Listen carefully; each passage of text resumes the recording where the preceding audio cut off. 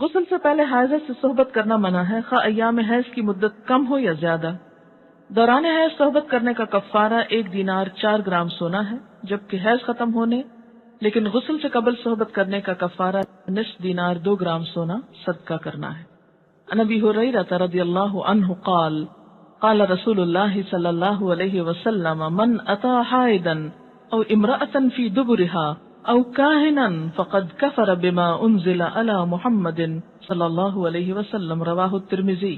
حضرت ابو ہریرہ رضی اللہ تعالی عنہ کہتے ہیں کہ رسول اللہ صلی اللہ علیہ وسلم نے فرمایا، جو شخص حائضہ سے صحبت کرے یا عورت سے دبر کے راستے سے صحبت کرے، عمل قوم لوط کی طرح، یا نجومی کے پاس قسمت کا حال معلوم کرنے آئے، تو اس نے گویا محمد صلی اللہ علیہ وسلم پر نازل شدہ تعلیمات کا انکار کیا۔ اسے ترمذی نے روایت کیا ہے۔ عن ابن عباس رضی اللہ عنہما عن النبی صلی اللہ علیہ وسلم فی الذی یأتی امرأته وہی حائض یتصدق بدینار او نصف دینار، رواہ ابو داؤد و ابن ماجہ۔ حضرت عبداللہ بن عباس رضی اللہ تعالی عنہ سے روایت ہے کہ رسول اللہ صلی اللہ علیہ وسلم نے غسل حیض سے قبل اپنی بیوی سے صحبت کرنے والے آدمی کے بارے میں فرمایا کہ وہ 1 دینار 4 گرام سونا یا نصف دینار 2 گرام صدقہ کرے۔ اسے ابو داؤد نے روایت کیا ہے۔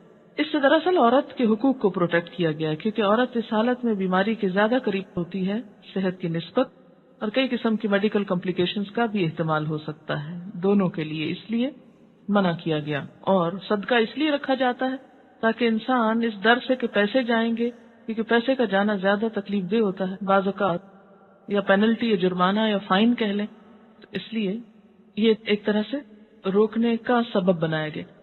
آج کے معلوم نہیں حساب میں کتنا بنے گا، معلوم کر لیں۔ عن ابن عباس رضی اللہ عنہما عن النبی صلی اللہ علیہ وسلم قال اذا كان دما احمر فدینار واذا كان دما اصفر فنصف دینار، رواہ الترمذی۔ حضرت عبداللہ بن عباس سے روایت ہے کہ نبی صلی اللہ علیہ وسلم نے فرمایا، جب حائضہ کے خون کی رنگت سرخ ہو اور اس سے صحبت کی جائے تو 1 دینار صدقہ ہے، اگر خون کی رنگت زرد ہو تو نصف دینار صدقہ ہے۔ اسے ترمذی نے روایت کیا ہے۔ نصف دینار کیا ہے؟ 2۔ ہاں، یہ الگ بات ہے کہ اگر شوہر ناروا زیادتی کرتا ہے اور بالکل بے رحم ہے، یا ایسا کوئی مطالبہ کرتا ہے کہ جو ناجائز میں آتا ہے، وہ تو نہیں پورا کرنا۔ جیسے آپ کو بتایا گیا کہ فطری طریقے کے علاوہ کوئی بھی ایسا طریقہ، خواہ وہ شوہر اور بیوی کے درمیان ہی کیوں نہ ہو، اسے حرام قرار دیا گیا، چاہے وہ عمل قوم لوط سے ملتا ہو یا اورل سیکس ہو، یہ تو ناجائز ہے ہی، لیکن فطرت کے دائرے میں۔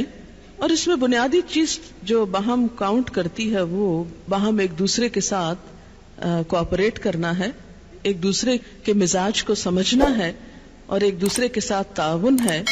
لیکن آپ دیکھیں کہ ہمیشہ آئیڈیل صورتحال نہیں ہوا کرتی، ہر شخص اتنا کنسیڈریٹ نہیں ہوتا۔ لیکن اللہ تعالیٰ نے عورت کو جہاں شوہر کو باہر کی مشقت دی نا، کتنی مشقت ہوتی ہے گرمی میں، دھوپ میں۔ مثلاً ہر شخص کا ایئر کنڈیشنڈ آفس تو نہیں ہے کہ وہ وہاں بیٹھ کے کام کر رہے ہیں۔ بہت سے مرد سڑکوں پہ سڑکیں بنا رہے ہیں دھوپ میں کھڑے ہو کر، کچھ کھیتوں میں کام کر رہے ہیں، کٹائیاں کر رہے ہیں فصلوں کی، کوئی اور مکان بنا رہے ہیں، دھوپ میں کام کر رہے ہیں۔ تو مرد اگر سارے دن کی باہر مشقت کرتا ہے تو وہ بھی ایک پینفل کام ہے، اور اس نے محنت کی اور بیوی کے لیے سارا آرام فراہم کیا، کھانا پینا باقی ضروریات۔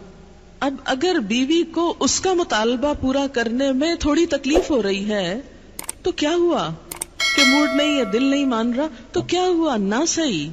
لیکن اس کے باوجود جو عورت یہ سمجھتی ہے کہ میں اپنے موڈ کے خلاف جا کر بھی اگر اپنے شوہر کو راضی کرتی ہوں تو یہ میرے رب کی رضا حاصل کرنے کا ایک ذریعہ ہے، تو آپ دیکھیں کہ یہ وہ چیز ہے جس کا صلہ آپ کو اللہ دنیا میں دے دے گا، کیونکہ آپ یہاں صرف شوہر کی نہیں اللہ کی بھی اطاعت کر رہی ہیں، کیونکہ ایک مسلمان عورت کو اس کے رب نے یہ حکم دیا ہے۔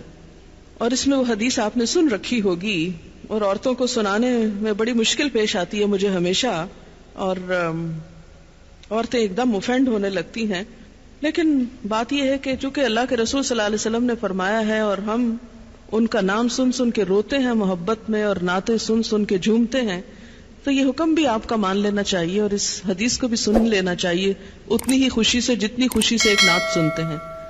نبی صلی اللہ علیہ وسلم نے فرمایا، جب مرد اپنی بیوی کو اپنے بستر پر بلائے اور وہ نہ آئے تو صبح تک فرشتے اس پر لعنت کرتے ہیں. بخاری کی روایت ہے کتاب النکاح. ٹھیک ہے، اس میں کہ اگر بیوی بیمار ہے یا اسے کوئی ایسی تکلیف ہے یا کوئی جینوئن ریزن ہے تو اس میں اللہ تعالیٰ اتنے بے رحم نہیں ہے کہ وہ دیکھ رہے ہیں کہ ایک عورت بخار میں پڑی ہے اور اس کا شوہر اس سے مطالبہ کر رہا ہے اور عورت نے نہیں مانا تو اس پہ لعنت بھجوانی شروع کر دی جائے. نہیں، یہاں ایک نارمل حالات کی بات ہے.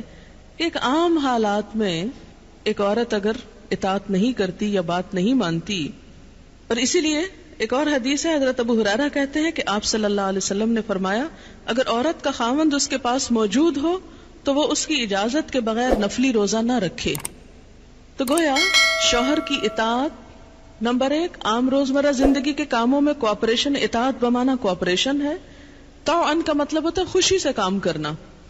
نمبر 2 اس کی خاص ضرورت یا تقاضے کو پورا کرنے میں اطاعت.